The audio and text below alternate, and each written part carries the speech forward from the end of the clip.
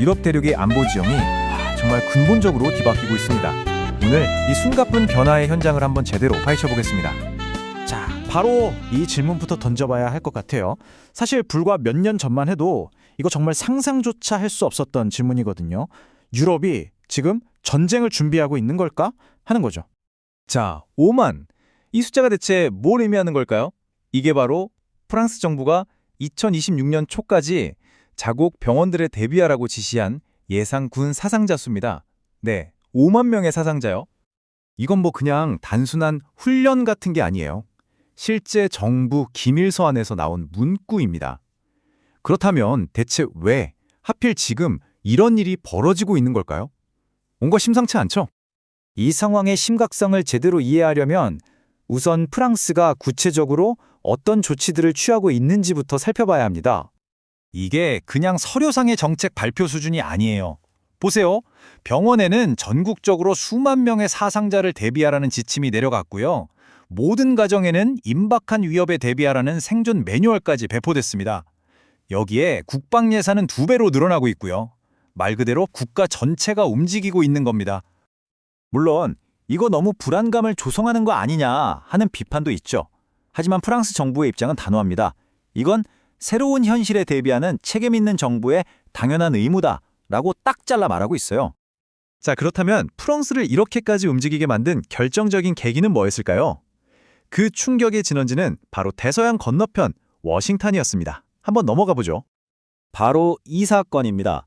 2025년 9월 4일 트럼프 행정부가 정말 중요한 발표를 하죠. 수년간 동유럽 방어의 핵심 축이었던 안보 프로그램들을 단계적으로 중단하겠다는 겁니다. 아니 근데 이 조치가 왜 그렇게까지 큰 충격이었을까요? 이 표를 한번 보세요.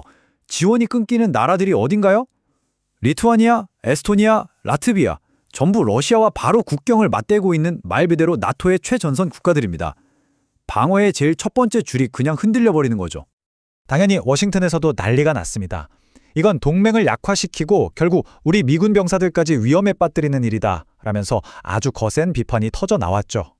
자, 이 지점에서 현재 상황의 핵심 구도가 딱 보이기 시작합니다.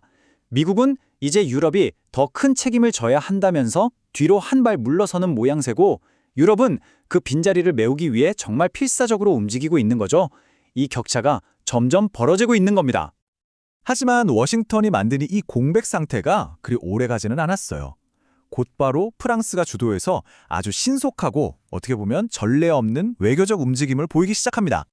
정말 놀라운 건 타이밍인데요. 미국이 지원 중단을 발표한 바로 그날 마크롱 프랑스 대통령이 새로운 안보연합의 결성을 선언합니다. 유럽 국가들이 중심이 되고 캐나다, 일본 같은 동맹국들이 참여하는 이른바 의지의 연합이 탄생한 거죠. 그럼 이 새로운 연합의 목표는 뭘까요? 그냥 우크라이나를 돕는 수준이 아닙니다. 훨씬 더 큰 그림을 그리고 있어요. 궁극적으로는 미국에 의존하지 않는 유럽 주도의 국방체제를 만들고 더 나아가 러시아와 러시아를 돕는 중국에 대한 경제적 압박까지 고려하는 아주 포괄적인 목표를 가지고 있는 겁니다. 자, 그럼 이제 흩어져 있던 조각들을 한번 맞춰볼 시간입니다. 프랑스의 전쟁 준비, 미국의 지원 중단, 유럽의 새로운 연합, 이 모든 것들이 합쳐져서 만들어내고 있는 유럽의 새로운 현실은 대체 어떤 모습일까요? 이 타임라인을 보면 정말 소름이 돋는데요. 왜냐하면 이게 다 따로따로 일어나는 사건처럼 보이지만 사실은 전부 2026년이라는 하나의 시점을 향해 달려가고 있기 때문입니다.